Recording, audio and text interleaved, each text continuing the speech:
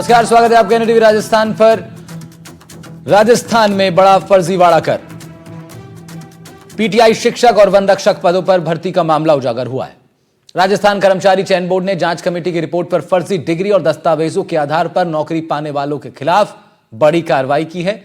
PTI भर्ती परीक्षा में फर्जी डिग्री के जरिए नौकरी हासिल करने वाले 129 पीटीआई टीचर्स को बर्खास्त कर दिया गया। ये सभी करीब 16 महीने से नौकरी कर रहे थे। मार्कशीट, डिग्री ऑनलाइन और ऑफलाइन फॉर्म की जांच के बाद इस फर्जीवाड़े का यह बड़ा खुलासा हुआ है। पीटीआई भर्ती में सफल अभ्यर्थियों की डिग्री या अन्य दस्तावेजों का वेरिफिकेशन किया गया। कई के दस्तावेज फर्जी निकले, कई के मिसमैच मिले। 244 अभ्यर्थियों के द्वारा फर्जी डिग्री और दस्तावेजों से नियुक्ति हासिल करने की बात सामने आई, जिसने सभी को चौंका के रख दिया। इन 244 पीटीआई टीचरों की सूची शिक्षा विभाग को भेजी गई। जांच हुई तो 129 शारीरिक शिक्षकों को बर्खास्त किया गया। बाकी को संदिग्ध मानकर जांच के दायरे में रखा गया है। धौलपुर में भी ऐसे फर्जीवाड़े वाले 12 शिक्षक मिले।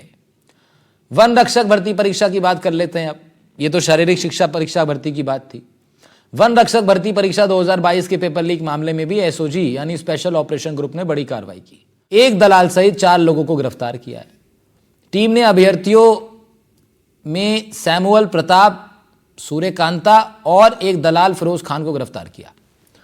टीम ने वन रक्षकों के दस्तावेजों की जांच की थी। दलालों के माध्यम से एक डमी सेंटर पर जाकर आरोपियों ने लीक हुए पेपर के जवाब रटकर परीक्षा दी थी।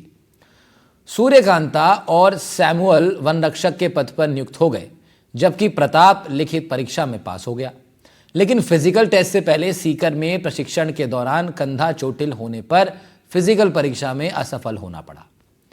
अब तक इस मामले में 15 लोग गिरफ्तार किए जा चुके हैं, जिनमें 6 एजेंट, 4 दंपत्ति शामिल हैं। सबसे बड़े मुद्दे में आज इसी पर करेंगे चर्चा कि एसआई भर्ती परीक्षा के बाद फर्जी पीटीआई शिक्षक और फर्जी वन रक्षक के मामले भी सामने आ रहे हैं। ऐसे में बेरोजगारों का रक्षक कौन होगा? जिन अभ्यर्थियों ने ईमानदारी से परीक्षाएं दी और असफल रहे, उनका हक कौन दिलाएगा? ऐसे कितने फर्जी शारीरिक शिक्षक और वन रक्षक सरकारी नौकरियों में हैं? ये भी बड़ा सवाल है। बेरोजगार युवाओं का हक फर्जी और नकलची अभ्यर्थी कैसे छीन पा रहे हैं भाई? भ्रष्टाचार की ये सांठगांठ कहां तक है? पेपर लीक और नकल माफियाओं पर गाज कब गिरेगी?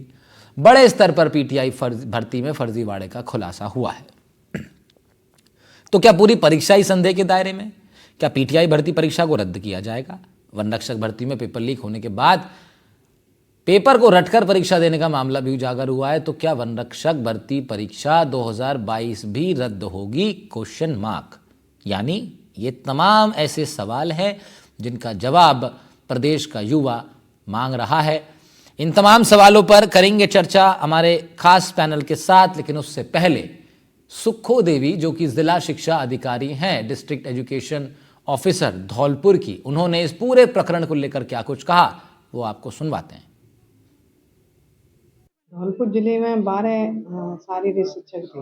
उनकी जो भर्ती हुई थी उस समय उन्होंने जो डॉक्यूमेंट्स जमा कराए होंगे उसमें कुछ मिसमैच मिला होगा। उसके आधार पे अंक तालिका में या आवेदन फार्म में कर दी गई और सूचना वहाँ डायरेक्टर साहब के यहाँ भेज दी गई है।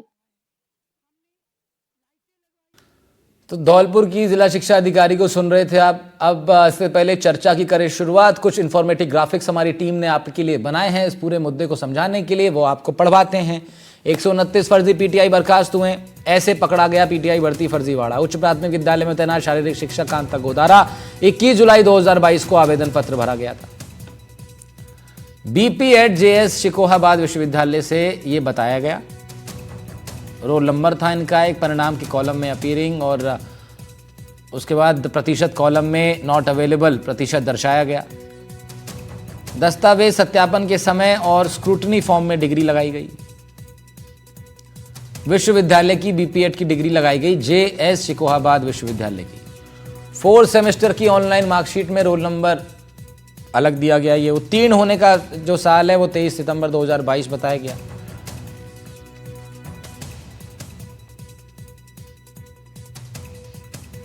अब देखिए, विश्वविद्यालय एनरोलमेंट समान है लेकिन रोल नंबर समान नहीं होता।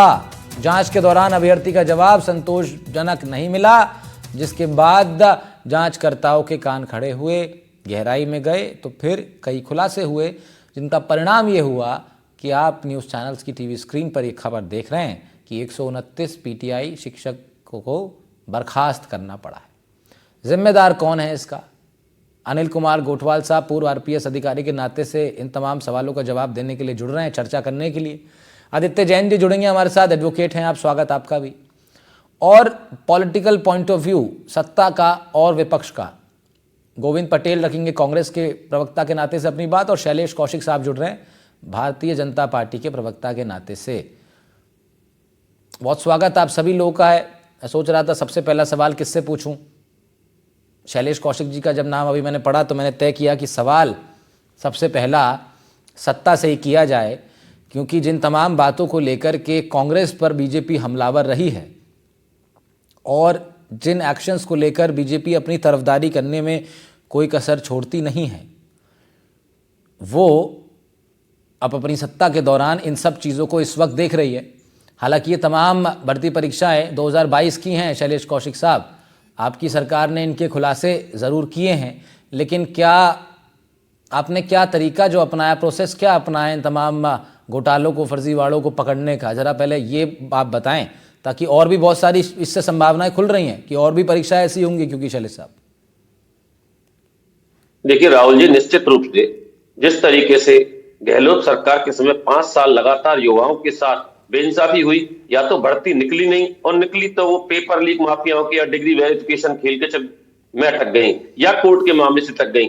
युवा लगातार 5 साल तक हताश रहा, निराश रहा। आज भारतीय जनता पार्टी की सरकार, भजनलाल जी की सरकार ने जो संकल्प पत्र में वायदा किया था कि हम पारदर्शिता के साथ हर भर्ती प्रक्रिया करेंगे, इसके साथ साथ पेपर लीक के जो माफिया हैं, जो सरगना हैं, जिनको लगातार राजनीतिक संरक्षण 5 साल गहलोत सरकार में दिया गया, उनको चाहे वो कहीं हो ढूंढ के निकालेंगे। और उसी दिशा में राजस्थान की सरकार और एसओजी की टीम लगातार कार्रवाई कर रही है।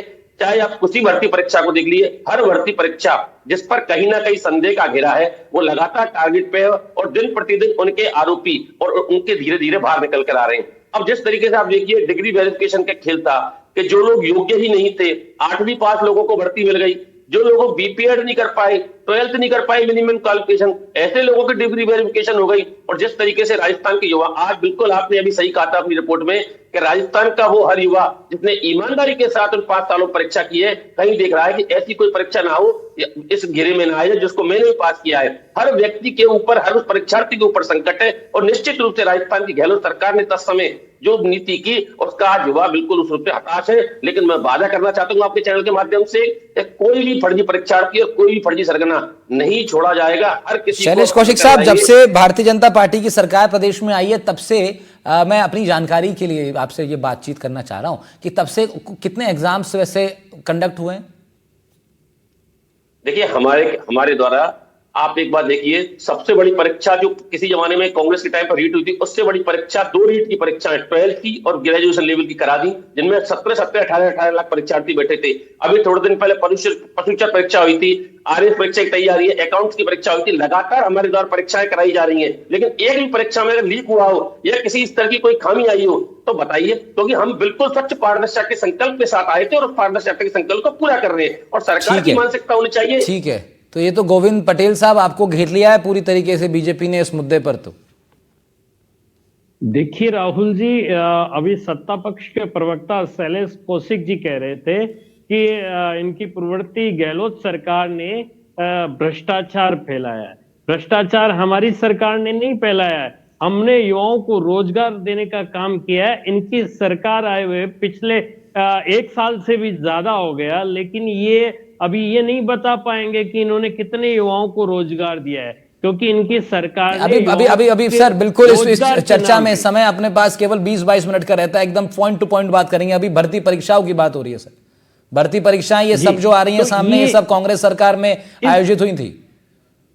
देखिए राहुल जी, मैं आपको बता रहा हूं कि इस तरह की जो ये सामने आया है चिंताजनक विषय है, क्योंकि ये युवाओं के साथ वाकई में खिलवाड़ हुआ है। लेकिन इसके लिए जो नौकरशाही अफसर है वो इसके लिए जिम्मेदार है, क्योंकि देखिए, और शासन अगर इस तरह की शासन जिम्मेदार नहीं है। अगर इस तरह की अगर घटना हुई है तो वो जांच करते हैं, जो डॉक्यूमेंट को वेरिफिकेशन करते हैं वो लोग सबके दायरे में है, और उन लोगों को, जिन लोगों ने ये युवाओं के साथ कुठाराघात किया है, उनके खिलाफ कड़ी कार्रवाई होनी चाहिए। और इस तरह की सरकार को ये जिम्मेदारी तय करनी चाहिए कि आगामी जो परीक्षाएं हो रही हैं, जो भर्तियां हो रही हैं, उनमें इस तरह का कोई भी, इस तरह की कोई कमी खामियां नहीं रहे, जिससे ताकि युवाओं को, जो युवाओं के सपने हैं वो पूरे हो सके, वो अधूरे नहीं रहे।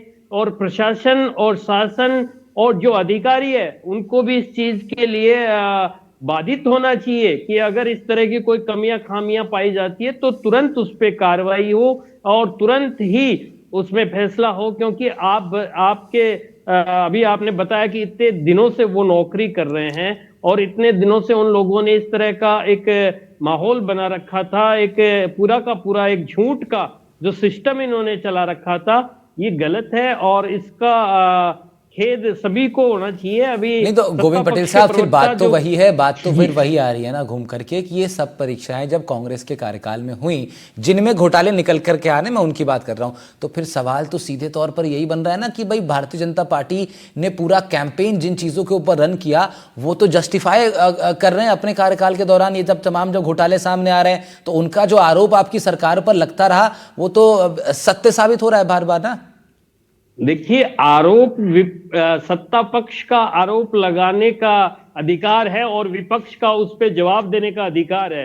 मैं ये नहीं कह रहा हूं कि ये गलत कह रहे हैं कि इस तरह से लेकिन हमारी सरकार ने कोई धांधली नहीं की। हमारी सरकार ने युवाओं को रोजगार देने का काम किया है और हमारे पूर्व मुख्यमंत्री भी ये कह चुके हैं, बार बार कह चुके हैं कि जो दोषी है वो जेल जाएगा, चाहे वो कोई भी हो। तो मैं पर आप लोग के माध्यम से यही शैलेश कौशिक साहब, आप इस बात का काउंटर करना चाहेंगे? जो भी अधिकारी या जो भी इसमें लिप्त है उसके खिलाफ कार्रवाई होनी चाहिए और युवाओं के सपनों के साथ जो खिलवाड़ हुई है उस पर कार्रवाई होनी चाहिए। शैलेश कौशिक साहब, आप काउंटर करना चाहेंगे?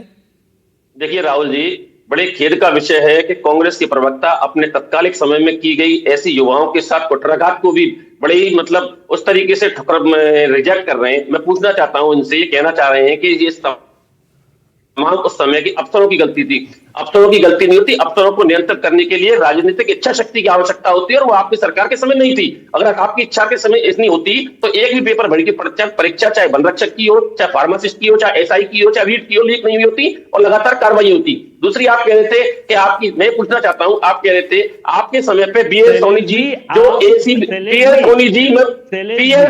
जो आपके एसीबी के डीजी थे, उन्होंने खुद ने कहा था कि सरकार ने हमारे हाथ बांध रखे हैं, हमारे पास पेपर लीक के पर्याप्त सबूत है। आपके गोपाल केसावत तो राज्य मंत्री का दर्जा था, उनके पास 18 लाख रुपए पकड़े गए थे। ठीक है शैलेश साहब, मैं दोबारा लौटूंगा आपके पास। गोविंद पटेल साहब, आपके पास भी लौटूंगा दोबारा। शैलेश साहब लौटूंगा। अब इस पैनल में देखिए, शुरुआत का जो पूरा समय वो राजनीतिक पैनलिस्टों को हमने दिया है और अब इसके बाद दोबारा मैं आपके पास लौटूंगा। वाइंड अप आप ही की बात से करेंगे, बिल्कुल निश्चिंत रहिए। लेकिन अब जो है अनिल कुमार गोठवाल के पास चल लेते हैं। अनिल कुमार गोठवाल साहब पूर्व आरपीएस अधिकारी हैं, बहुत बारीकी से पूरे सिस्टम को आप समझते हैं, आपका लंबा अनुभव रहा है इन तमाम चीज़ों को टैकल करने में। अनिल कुमार साहब, ये खेल कोई नया नहीं है, ये मुद्दा कोई नया नहीं है और ये समस्या नई नहीं है, ना ही छात्रों का संघर्ष नया है। नया ये ज़रूर हो रहा है कि कुछ चीज़ें सामने आ रही हैं, कुछ चीज़ें खुल के सामने आ रही हैं। आपका क्या मत है इन तमाम प्रकरणों पर? क्या आपको ये हैरान करते हैं या फिर आपके कार्यकाल में भी आप लोग यूज्ड टू हो गए थे इन तमाम चीज़ों के? देखिए राहुल जी, ये बहुत बड़ा मुद्दा है और बेरोजगार इसको समय समय पर पिछले 22 से ही उठा रहे हैं कि ये शारीरिक शिक्षक हैं, ये फर्जी अपने डिग्री लाके, फर्जी सर्टिफिकेट लगा के, फर्जी मार्कशीट लगा के और ये भर्ती हो रहे हैं। उस समय भी बहुत हल्ला मचा था, लेकिन इनको एक दफे वो दे दिया गया नौकरी, और नौकरी देने के बाद भी इनके खिलाफ कार्रवाई हुई। अब मेरा ये मानना है कि क्या ये भी प्रभावी कार्रवाई है? क्या उस समय के जो भी चयन बोर्ड में रहे या विभाग के रहे, उन्होंने ये जांच क्यों नहीं की कि ये फर्जी है?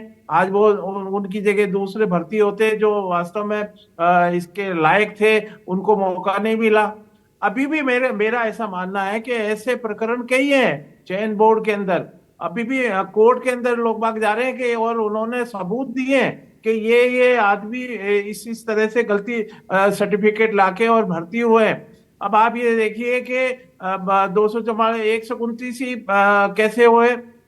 10 टीमें बनाई थी, 10 टीमों में से 2 टीमों की जांच हुई है अभी, नंबर 4 और 6 की, 1 से लेके 10 तक टीमें बनाई थी, उसमें से 2 टीमों की जांच का ये विवरण दिया है, और इसमें भी अभी कोई पक्का नहीं। अच्छा आप ये बताइए तो पहले जांच क्यों नहीं हुई, और जांच की है तो उस अधिकारी के खिलाफ क्या किया गया? अभी भी 40 मुकदमे दर्ज कराए बताते हैं, पूरे 129 बर्खास्त कर दिए, तो बाकी के मुकदमे इनके खिलाफ क्या होगा? इनका जो ये इन्होंने तनख्वाहें लिए इनका क्या होगा?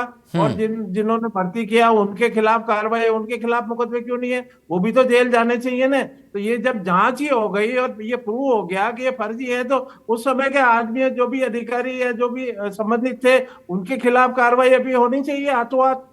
तो ये एक मैसेज जाता है, आइंदा इसके ऊपर रोक लगती कि आइंदा इस तरह से फर्जी आए तो देखो जो करने वाले हैं, जांच करने वाले हैं, वेरिफिकेशन करने वाले हैं, उनके खिलाफ भी कार्रवाई हुई है, आइंदा उसके ऊपर चेक लगेगा, रोक लगेगी। नहीं तो गोठवाल साहब, मैं ये कह रहा हूं, मैं आपसे ये कह रहा हूं, भारतीय जनता पार्टी की सरकार का आप जो ये जो पूरा प्रोसेस जो फॉलो हो रहा है, और जो मतलब आप कहें कि आप ये कह रहे हैं कि कुल मिलाकर उस ढंग से बीजेपी भी काम नहीं कर रही है, बीजेपी सरकार भी उस ढंग से नहीं अपने एक्शंस को इंप्लीमेंट कर रही है जिस ढंग से होना चाहिए। कुछ कुछ कर रही है लेकिन अभी भी अधूरा आपको कहीं ना कहीं दिखाई दे रहा है गोठवाल साहब। नहीं बिल्कुल ये सामने दिखाई दे रहा, मैं तो नहीं कह रहा, ये इनके जो डाटा आपने जो अभी पब्लिश किए बताए हैं ये उसके हिसाब से मैं बता रहा हूँ, और ये बात सही है कि ये तो जो जांच करना है उस समय जांच क्यों नहीं हुई इन लोगों की, और जांच क्यों नहीं कराई? क्या उसमें कोई अब षड्यंत्र था? और जांच की है तो उसके खिलाफ अभी हाथों हाथ कार्रवाई क्यों नहीं? उसके खिलाफ एफआईआर क्यों नहीं? और इनसे जो ये पैसा इतना 16 महीने 18 महीने नौकरी कर लिए, इनसे वापस रिकवर कैसे करेंगे? ये कुछ चीजें हैं, कुछ सवाल है जो बेरोजगार पूछ रहे हैं। ठीक है, ये तो अभी इसका जवाब देंगे। आदित्य जैन साहब आपके पास आऊंगा, उससे पहले श्लेष कौशिक साहब इसका जवाब देंगे आप। देखिए राहुल जी, जिस तरीके से गोठवाल जी कह रहे हैं बिल्कुल बात जायज है कि उस समय इस तरीके के वेरिफिकेशन क्यों नहीं हुई। उसके कारण ये था कि तत्कालीन सरकार के समय जब ये भर्ती प्रक्रिया हुई थी तो वेरिफिकेशन की जिम्मेदारी भी उसी यूनिवर्सिटी से केवल एक कागज मंगाकर एथिक्स कर ली जिसने उस फर्जी डिग्री जारी की। जिन्होंने डिग्री जारी की वो अपने आप को गलत क्यों मानेंगे? तो उस समय सरकार की कमी रही। जहां तक गोठवाल साहब की एक बात का प्रश्न है कि जिन लोगों ने जांच की, निश्चित रूप से अभी जांच का दायरा धीरे धीरे बढ़ रहा है, 129 हुए, शेष की जांच जारी है। जैसे जैसे जांच का दायरा बढ़ेगा और जो लोग इसकी गिरफ्त में आएंगे कार्रवाई सबके खिलाफ होगी। लेकिन शुरुआत के समय से जिस तरीके से कार्रवाई होने के माध्यम से दिखाया गया है और ये प्रदर्शित बिल्कुल है कि भारतीय जनता पार्टी की सरकार किसी को नहीं छोड़ेगी। ऐसी स्थिति में आप थोड़ा सा इंतजार कीजिए, हर जो व्यक्ति जो इसके लिए जिम्मेदार होगा, जो युवाओं के भविष्य के कुठाराघात के लिए जिम्मेदार होगा, भजनलाल जी की सरकार उसमें से किसी को नहीं छोड़ेगी। लेकिन समय के साथ जांच प्रक्रिया जारी है और धीरे-धीरे ठीक है। आदित्य जैन साहब हमारे साथ जुड़ रहे हैं, आप एडवोकेट हैं। आदित्य जी, इस पूरे विषय पर मुझे लगता है छात्र जो हैं, अभ्यर्थी जो हैं, उनको इसका भारी नुकसान उठाना पड़ता है। मैं आपसे जानना चाह रहा हूं कि आप जरा ये बताएं, जरा समझाएं हमारे दर्शकों को कि ऐसी केसेस में, राजस्थान में सबसे ज्यादा क्योंकि ऐसे केसेस सामने आ रहे हैं, छात्रों के पास क्या लीगल अधिकार है? कुछ छात्र कह रहे हैं भाई जो ईमानदारी से जो हमने परीक्षा दी है हमारी क्यों जो है इस अपॉर्चुनिटी को छीना जा रहा है जब रद्द करने की बात आती है तब। तो ऐसी परिस्थितियों में छात्रों के पास क्या लीगल अधिकार होते हैं? जी बहुत ही महत्वपूर्ण सवाल है कि छात्रों के पास अधिकार मौजूद है कानून के हिसाब से। अब छात्र जो है जिन्होंने परीक्षा दी है वो एक सरकार के साथ एक तरीके से एक संविदा में भाग लेते हैं और एक कॉन्ट्रैक्ट में एंटर होते हैं, जहां उनको नोटिफिकेशन जब जारी होता है, जब भर्ती प्रक्रिया चालू होती है, तो उन्हें कोई टर्म्स एंड कंडीशंस फॉलो करनी पड़ती है। सरकार क्योंकि एक चयन करता है और एक एम्प्लॉयर है, तो उसका दायित्व ये है कि वो एक पूर्णतः स्पष्ट और साफ और बहुत ही कानूनी तरीके से और बहुत ही साफ तरीके से, ईमानदार तरीके से एक भर्ती प्रक्रिया को कंडक्ट करें। अब बात यह है कि जब ऐसे मामले सामने आते हैं, जैसे ये पीटीआई भर्ती का मामला सामने आया जिसमें आधी से 129 लोगों के पास डिग्रियां फर्जी पाई गई। अब ऐसे मामले में क्या करें?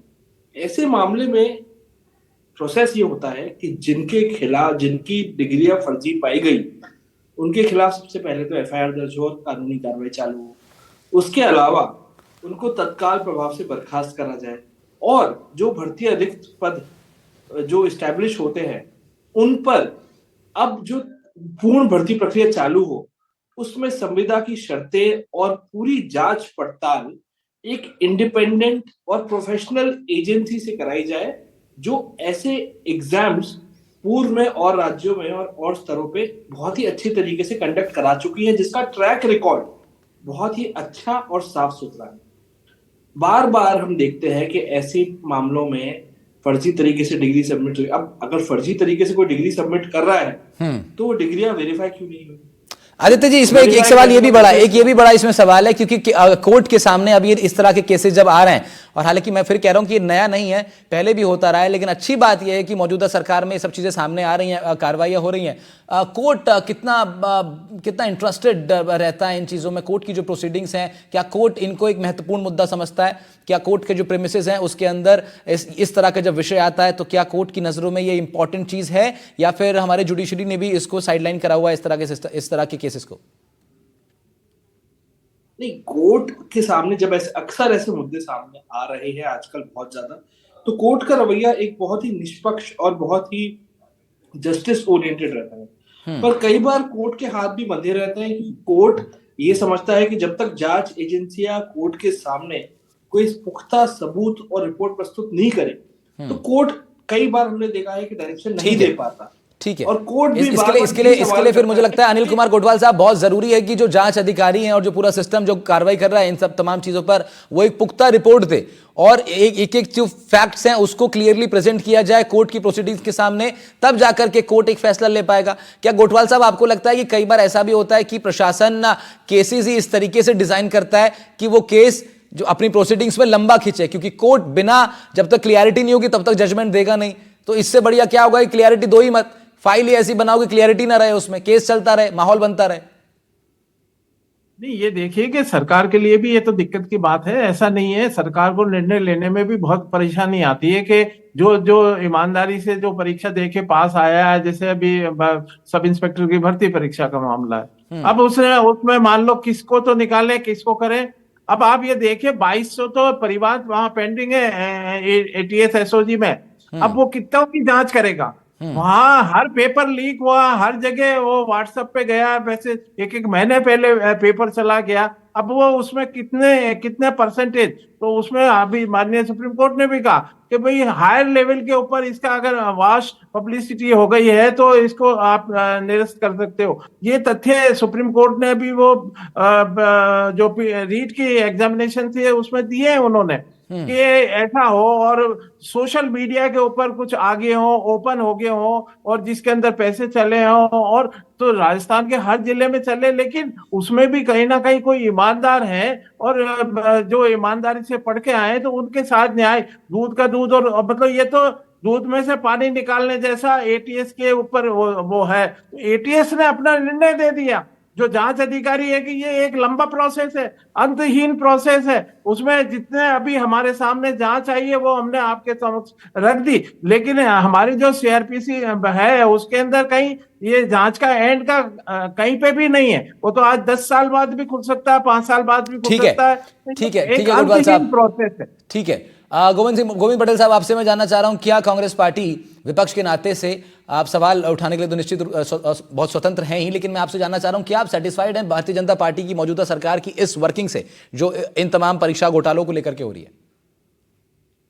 देखिए राहुल जी, मैं आपको बताना चाहता हूं कि ये वर्तमान में जो भाजपा सरकार है, इन्होंने जो कार्रवाई की है या जिन्होंने ये अधिकारियों ने खुलासा किया है, कार्रवाई के नाम पे जो एक कहावत है कि ऊंट के मुंह में जीरा, जैसे अभी गोठवाल साहब भी कह रहे थे और अन्य वो अधिवक्ता भी कह रहे थे कि ये इस तरह की कार्रवाई बहुत कम है।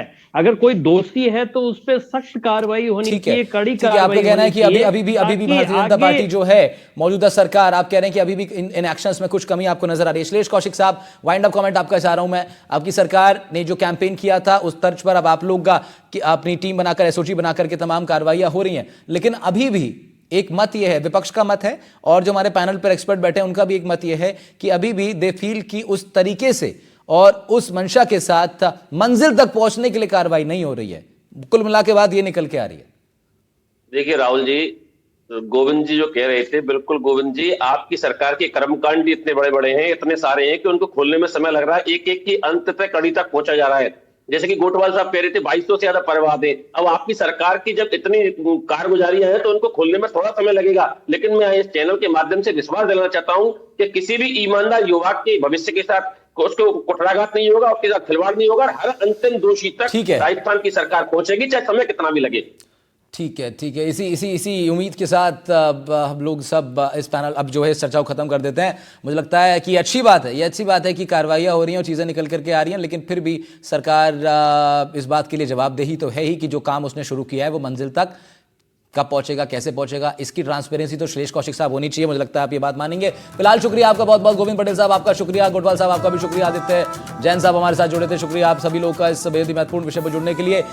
तो एनडीटीवी राजस्थान पर हर रोज हम लोग बात करते हैं जन सरोकार से जुड़े इन तमाम महत्वपूर्ण मुद्दों पर, इस तरह के बेहद ही महत्वपूर्ण विषयों पर चर्चा सुनने के लिए आप जुड़ सकते हैं रोज हमारे साथ।